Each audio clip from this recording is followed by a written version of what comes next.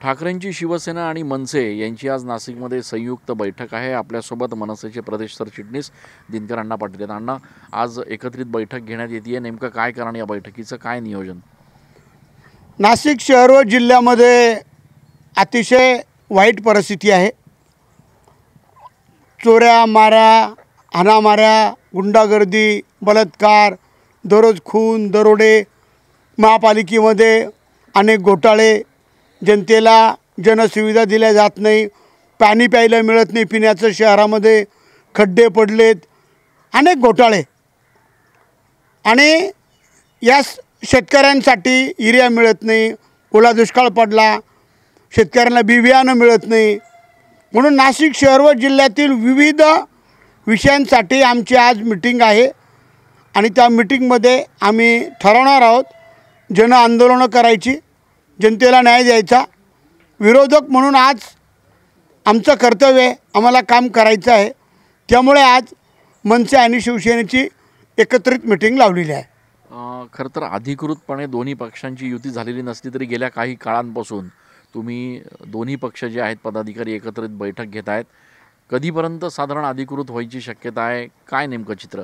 नाही, तो निर्णय माननीय राजसाहेब ठाकरे आणि उद्धवसाहेब ठाकरे करतील।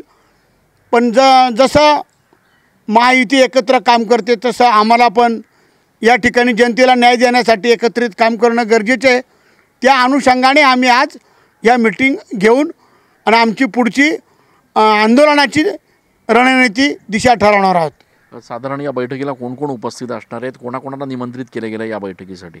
सर्व शाखा प्रमुखपासून पदाधिकाऱ्यांपर्यंत सगळे पदाधिकारी, शाखा प्रमुख, दोन्ही पक्षांचे पदाधिकारी त्या ठिकाणी एकत्रित येणार आहेत।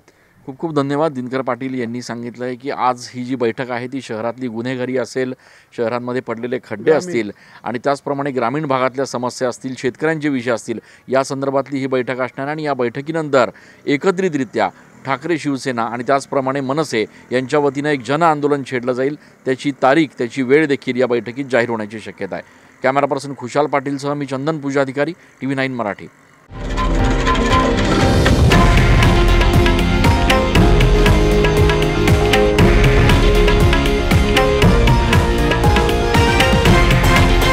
हे आहे देशातील नंबर 1 न्यूज नेटवर्क आणि आपण पाहत आहात TV9 मराठी, एकमेव।